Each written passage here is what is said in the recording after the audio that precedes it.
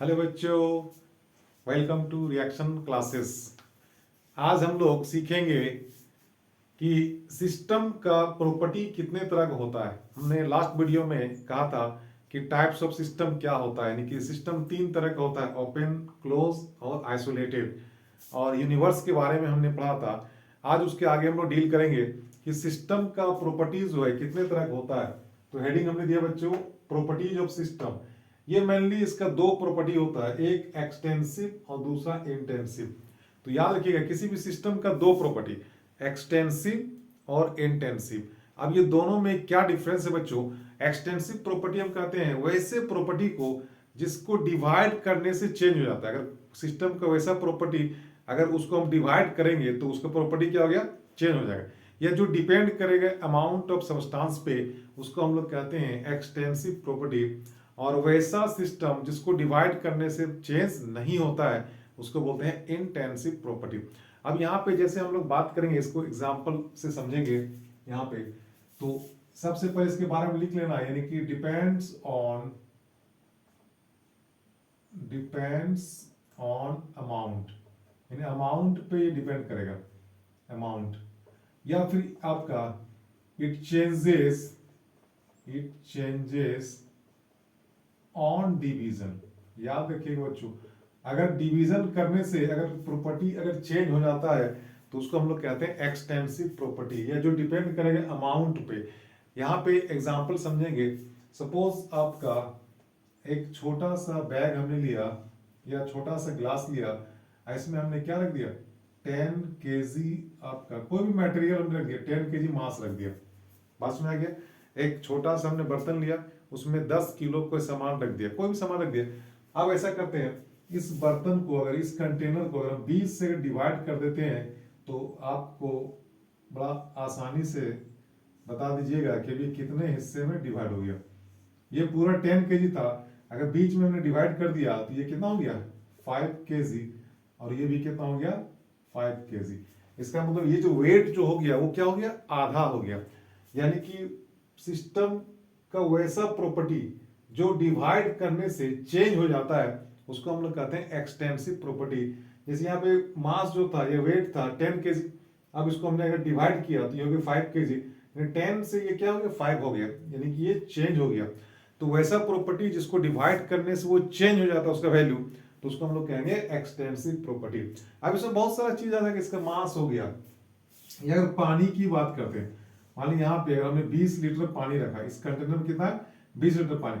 अब इसको हम 20 से डिवाइड कर देंगे तो आपको तुरंत बोलिएगा सर ये 10 लीटर हो गया, और ये भी कितना हो गया? आपका 10 लीटर हो गया। तो कहने का मतलब ये है कि अगर वॉल्यूम अगर हो किसी भी सब्सटेंस का अगर वॉल्यूम हम लेते हैं, यानी ये 20 लीटर अगर पानी हमने लिया इस कंटेनर में और इसको 20 से अगर डिवाइड कर दिया तो ये 10 लीटर और 10 लीटर इसमें आपका कन्वर्ट हो गया। इसका मतलब पहले इसका प्रॉपर्टी था कि ये 20 लीटर पानी था, अब इसका प्रॉपर्टी हो गया 10 लीटर, यानी ये जो पानी जो हो गया वॉल्यूम क्या हो गया? इसका आधा हो गया। यानी डिवाइड करने से क्या हो गया? वॉल्यूम चेंज हो गया। इसका मतलब वॉल्यूम क्या हो गया? Extensive property. यानी वैसा प्रॉपर्टी जो डिवाइड करने से चेंज हो जाता है उसको हम लोग कहते हैं एक्सटेंसिव प्रॉपर्टी। अब इसमें बहुत सारे एग्जांपल आ जाएगा। एग्जांपल में इसका आ जाएगा मास आ गया, मास यानी कि आपका वेट, आपका वॉल्यूम आ गया, वॉल्यूम में हो गया, आपका एनर्जी भी आ गया, एनर्जी को भी डिवाइड करेंगे तो वो चेंज हो जाएगा। जैसे 20 लीटर पानी में जितना एनर्जी है अगर उसको 20 से डिवाइड कर देंगे तो उसके एनर्जी भी क्या हो जाएगा? आपका आधा हो जाएगा। तो मास हो गया, वॉल्यूम हो गया, एनर्जी हो गया, ये सब क्या है? इसको डिवाइड करने से आपका चेंज हो जाता है। तो इसको हम लोग कहेंगे एक्सटेंसिव प्रॉपर्टी। तो बात समझ आ गई बच्चों? एक्सटेंसिव प्रॉपर्टी आप उस प्रॉपर्टी को कहेंगे जिसको डिवाइड करने से चेंज हो जाएगा। तो मास को डिवाइड किए तो ये चेंज हो गया, वॉल्यूम को डिवाइड किए तो चेंज हो गया। उसी तरीके से अगर एनर्जी को भी डिवाइड करेंगे तो वो भी आपका क्या हो जाएगा? चेंज हो जाएगा। तो जिसको डिवाइड करने से चेंज हो जाएगा, यानी इट चेंजेस ऑन डिवीजन, उसको हम लोग कहेंगे एक्सटेंसिव प्रॉपर्टी। और डिपेंड्स ऑन अमाउंट, यानी अमाउंट पर डिपेंड करता है। जैसे 10 kg था, अब ये डिपेंड इसको आधा किया तो ये 5 kg हो गया, यानी कि अमाउंट पे भी ये डिपेंड करता है। तो एक्सटेंसिव प्रॉपर्टी समझ में आ गई बच्चों? यानी कि वैसा प्रॉपर्टी सिस्टम का जिसको डिवाइड करने से चेंज हो जाए उसको हम लोग कहेंगे एक्सटेंसिव प्रॉपर्टी। आईसी का जस्ट आपका रिवर्स है इंटेंसिव प्रॉपर्टी।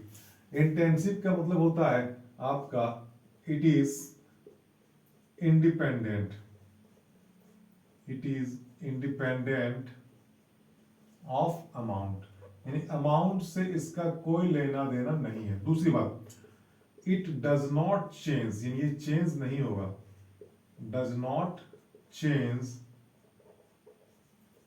ऑन डिवीजन, यानी इसको अगर डिवाइड करेंगे तो इसका प्रॉपर्टी चेंज नहीं होगा।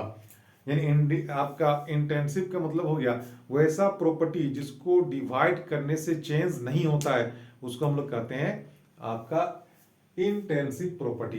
अब कैसा आपके दिमाग में बात चल रहा होगा कि कौन सा ऐसा चीज है जिसको डिवाइड करेंगे जो कि चेंज नहीं होगा।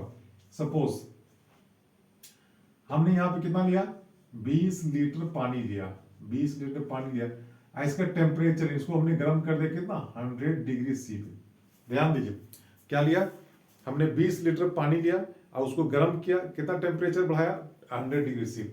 अब जैसे ही 100 डिग्री हो गया, अब इसको हमने 20 से डिवाइड कर दिया, जब 20 से डिवाइड कर दिया तो आपका यहाँ पे कितना हो गया, ये हो गया 10 लीटर, और ये भी कितना हो गया बच्चों, ये भी हो गया 10 लीटर, यानी वॉल्यूम का आधा कर दिया।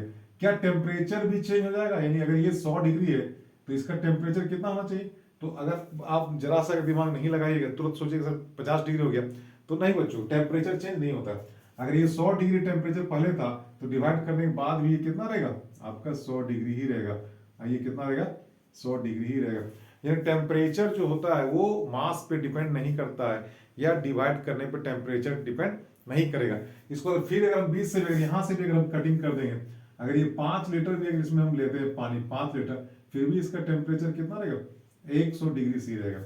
सपोज कि अगर हम लोग सस्पेंड से चाय निकालते हैं, तो सस्पेंड से चाय निकालते हैं प्याली में, तो उसका डिवीजन हो गया, एक बड़ा सा सस्पेंड है जिसमें आपका क्या, सपोज कि 500 ml आपका उसमें अगर चाय है तो उसको हम निकाले 100 ml निकाले, तो जो सस्पेंड में जो टेम्परेचर है चाय का, वही टेम्परेचर आपको किसमें रहेगा, प्याली में रहेगा, यानी वो चेंज नहीं करेगा। जबकि हमने उसको डिवाइड कर दिया, यानी इसको देखो आपका 20 से इसको 10 कर दिया, फिर 10 से इसको 5 कर दिया, and temperature remains constant, that means temperature is an आपका इंटेंसिव प्रॉपर्टी, यानी कि वैसा प्रॉपर्टी जो अमाउंट पे डिपेंड नहीं करेगा, चाहे 20 लीटर हो, 10 लीटर हो, 5 लीटर हो, उस पे वो डिपेंड नहीं करेगा। दूसरी बात, it does not change on division, जिसको डिवाइड करने से चेंज नहीं होता, यानी 20 लीटर था फिर भी 100 डिग्री, 10 लीटर किए फिर भी 100 डिग्री, और फिर 5 लीटर किए फिर भी 100 डिग्री, यानी ये जो 100 डिग्री है, यानी ये जो टेम्परेचर है, टेम्परेचर आपका क्या हो गया, इंटेंसिव प्रॉपर्टी हो गया।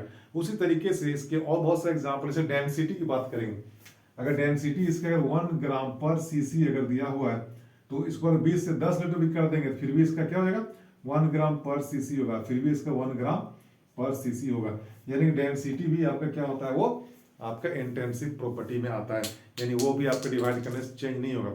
या फिर आपका कंसंट्रेशन की बात करेंगे, पीएच की बात करेंगे, बहुत सारा चीज है, यानी इसका एग्जांपल में आपको क्या आ गया, टेम्परेचर आ गया, टेम्परेचर, दूसरा डेंसिटी, डेंसिटी, फिर तीसरा कंसंट्रेशन, कंसंट्रेशन, बहुत सारा चीज, और पीएच है, और आपका फिर ये और क्या उसको बोलते हैं, एक और आता है बहुत ही आपका फेमस है, टेम्परेचर, हीट, आपका हीट भी आपका चेंज नहीं होता ना, हीट, एनर्जी, देखिए एनर्जी आपका क्या है एक्सटेंसिव है, हीट की बात करेंगे तो वो इंटेंसिव होएगा हीट, क्योंकि हीट जितना ये था ग्राम उतना ही ग्राम ये भी आपका। तो ये सब आपका हो गया इंटेंसिव प्रॉपर्टी का एग्जांपल, यानी वैसा प्रॉपर्टी जो डिवाइड करने से आपका चेंज नहीं होता है उसको हम लोग बोलते हैं इंटेंसिव प्रॉपर्टी, और जिसको डिवाइड करने से चेंज हो जाता है उसको बोलते हैं एक्सटेंसिव प्रॉपर्टी। तो बात समझ आएगा बच्चों, दो प्रॉपर्टी सिस्टम का, एक्सटेंसिव डिवाइड करेंगे वो चेंज हो जाएगा, इंटेंसिव डिवाइड करेंगे चेंज नहीं होगा। तो ये दोनों चीज को आपको समझना है। तो हम लोगों ने लास्ट वीडियो में पढ़ा था आपका टाइप्स ऑफ सिस्टम, आज हमने पढ़ा प्रॉपर्टीज ऑफ सिस्टम। अब कुछ थर्मोडायनामिक प्रोसेसेस है, यानी जो रिएक्शन जो पढ़ेंगे हम लोग, कितने तरह का प्रोसेस उसमें आता है उसके बारे में हम लोग थोड़ा सा पढ़ेंगे। तो 2-3 डेफिनेशन उसको हम लोग लिख लेते हैं, 2 दिन के 5 ऑलमोस्ट यहाँ पे। यानी कि लास्ट वीडियो जो हमने देखा था उसके बाद इसको कंटिन्यू आप लोग देखेंगे तो थर्मोडायनेमिक्स का हर प्रॉब्लम हम लोग सॉल्व कर लेंगे ना आराम से, चाहे वो नीट का हो या स्टेट लेवल का हो या सेंट्रल लेवल का कोई भी एग्जाम है ना। चलिए शुरू करते हैं हम लोग थर्मोडायनेमिक प्रोसेसेस। देखो थर्मो डायनामिक प्रोसेसेस प्रोसेसेस। अब इसमें देखिए पहला आपका आता है आइसोथर्मल आइसोथर्मल प्रोसेस। बच्चों आइसोथर्मल किसको बोलते हैं? आइसो का मतलब होता है सेम। देखो आइसो का मतलब क्या होता है? आइसो का मतलब होता है सेम और थर्मो का मतलब होता है टेम्परेचर। लास्ट क्लास में हमने कहा था। तो आइसोथर्मल का मतलब होता है वैसा प्रोसेस जिसमें टेम्परेचर सेम रहता है। That means temperature is constant. अगर किसी भी रिएक्शन में टेम्परेचर कांस्टेंट है तो इसको हम लोग कहते हैं आइसोथर्मल। यानी यहाँ पे क्या हो गया? टेम्परेचर आपका क्या हो गया? कांस्टेंट। बहुत इंपॉर्टेंट है बच्चों, बहुत लोग को समझ में नहीं आता। आइसोथर्मल प्रोसेस का मतलब टेम्परेचर कांस्टेंट, यानी पूरा रिएक्शन में टेम्परेचर आपका क्या रहेगा? फिक्स रहेगा। टेम्परेचर अगर 20 डिग्री है तो 20 डिग्री ही रहेगा, 100 डिग्री तो 100 डिग्री ही रहेगा। यानी कि टेम्परेचर अगर आपका कांस्टेंट है तो वैसे प्रोसेस को हम लोग आइसोथर्मल प्रोसेस कहेंगे। दूसरा आपका है आइसोबारिक आइसोबारिक प्रोसेस। आइसो का मतलब क्या होता है बच्चों? सेम। बारीक का मतलब प्रेशर, यानी वैसा प्रोसेस जिसमें आपका प्रेशर आपका क्या रहेगा? कांस्टेंट है। Pressure constant. ये सब याद रखिएगा, ऑब्जेक्टिव देता है ऑब्जेक्टिव एग्जाम में कि आइसोबारिक में कांस्टेंट क्या होता है? टेम्परेचर या फिर आपका प्रेशर। अगर प्रेशर कांस्टेंट है तो इसको आइसोबारिक कहेंगे, टेम्परेचर कांस्टेंट है तो इसको आइसोथर्मल कहेंगे। अब एक होता है आइसोकोरिक। तीसरा आइसोकोरिक प्रोसेस। तो आइसोकोरिक प्रोसेस का मतलब होता है बच्चों आइसो मतलब सेम, कोरिक का मतलब वॉल्यूम। यानी इस बार क्या होगा? वॉल्यूम आपका कांस्टेंट रहेगा। बात में आगे बच्चों, इन तीन चीज हमने कहा। अगर आपका टेम्परेचर कांस्टेंट है तो उसको आइसोथर्मल कहेंगे, अगर आपका वॉल्यूम कांस्टेंट है तो उसको आइसोकोरिक कहेंगे, अगर प्रेशर कांस्टेंट है तो उसको आइसोबारिक कहेंगे।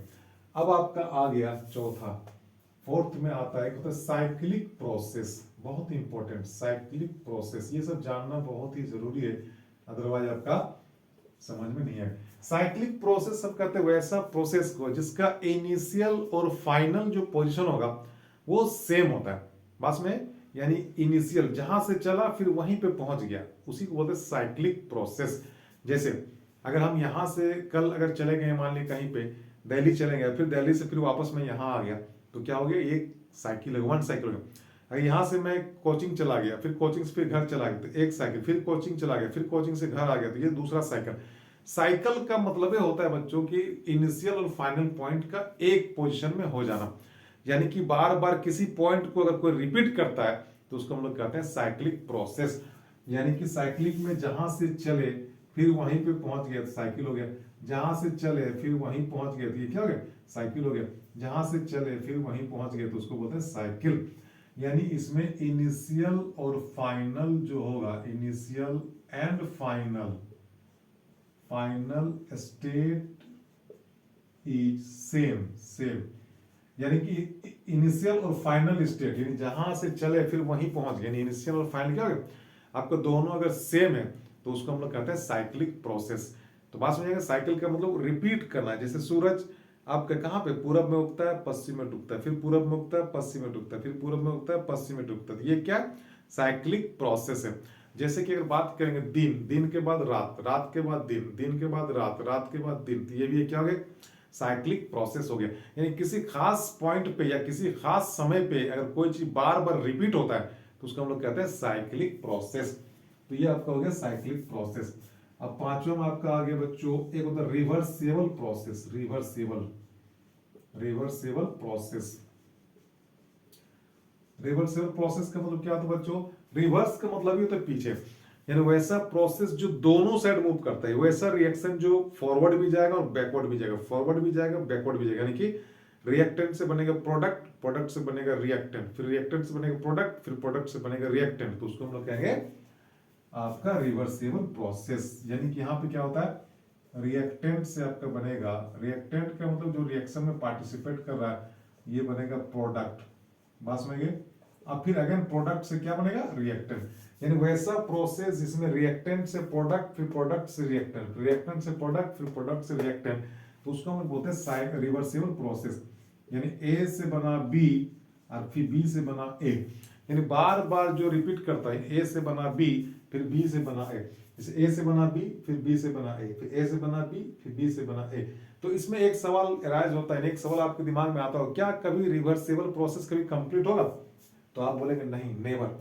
यानी कि the time to complete the reversible reaction is infinite. That means जब जैसे ही ए से बी बना फिर तुरंत बी से ए बन गया, फिर तुरंत ए से बी बन गया, यानी ये जो प्रोसेस ये कंटिन्यू चलते रहेगा लाइफ टाइम, यानी कि इसका कोई अंत नहीं है। इसलिए इसको बोलते हैं the time to complete is infinity, that is अनंत।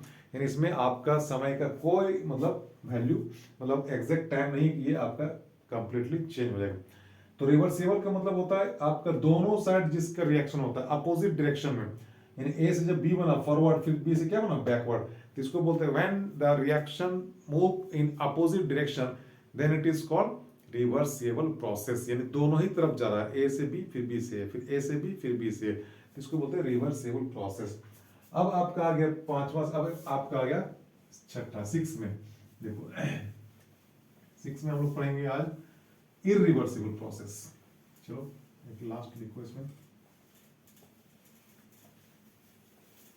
आपका 6 में आपका है इररिवर्सिबल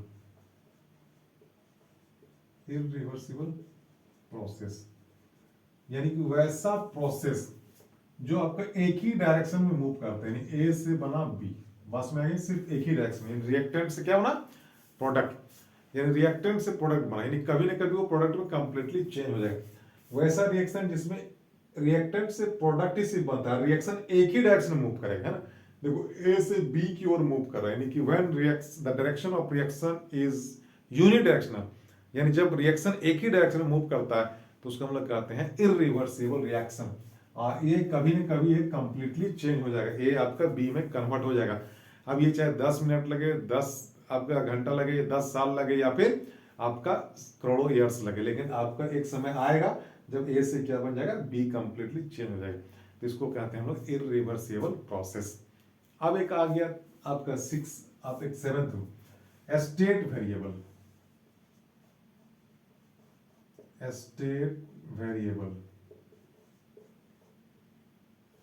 फंक्शन, यानी वैसा फंक्शन जो डिपेंड करता इनिशियल एंड फाइनल में, डिपेंड्स ऑन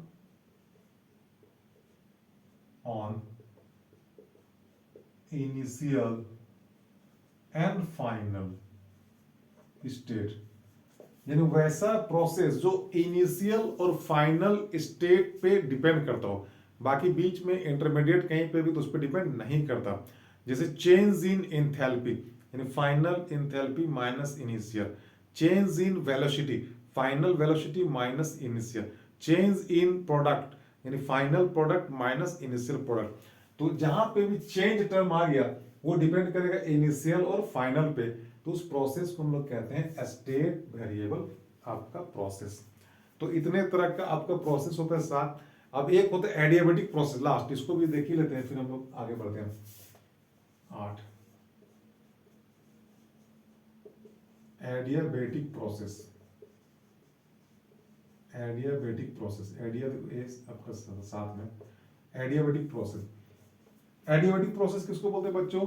वैसा प्रोसेस जिसमें हीट जो होता है ना तो आपका एक्सचेंज होगा सिस्टम से सराउंडिंग में, और ना ही सराउंडिंग से सिस्टम में, यानी कि the system, the process in which heat neither release nor absorb between system and surrounding, यानी सिस्टम और सराउंडिंग के बीच में अगर हीट का अगर एक्सचेंज नहीं हो रहा है, आदान प्रदान नहीं हो रहा है, तो उसको हम लोग कहते हैं एडियाबेटिक प्रोसेस। यानी यहाँ पे आपका Q जो लेंगे आपका जीरो का मतलब क्यों जीरो लिए, वो ना तो सिस्टम से वो बाहर आपका Q निकलेगा, यानी दैट मींस जीरो, ना ही सिस्टम के अंदर आपकी हीट जाएगा, उसका मतलब एक Q क्या हो गया, जीरो। यानी एडियाबेटिक प्रोसेस में हम लोग Q यानी हीट को जो लेते हैं वो जीरो लेते हैं। क्यों? क्योंकि Q आपका ना तो रिलीज होता है हीट, ना तो उसमें एब्जॉर्ब होता है।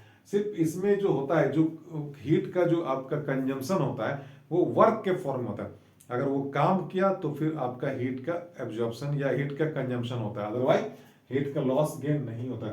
यानी वैसा प्रोसेस जिसमें हीट का लॉस गेन बिटवीन सिस्टम और सराउंडिंग में अगर नहीं होता है तो उस प्रोसेस को हम लोग कहते हैं एडियाबेटिक प्रोसेस। तो आ गया। The process in which there is no loss gain of heat between system and surrounding, then that type of process is called adiabatic process. तो हम लोगों ने बच्चों आज क्या पढ़ा? आज हम लोगों ने पढ़ा कि सिस्टम का प्रॉपर्टी क्या क्या होता है, और वो सिस्टम का दो प्रॉपर्टी होता है, एक एक्सटेंसिव और दूसरा इंटेंसिव। एक्सटेंसिव किसको बोलते हैं? जो मास पे डिपेंड करता है या फिर जो जिसको डिवाइड करने से वो चेंज हो जाता है, उसको बोलते हैं एक्सटेंसिव। इंटेंसिव किसको बोलते हैं बच्चों? यानी कि जिसको डिवाइड करने से चेंज नहीं होता है या जो अमाउंट पे डिपेंड नहीं करता है, उसको बोलते हैं इंटेंसिव।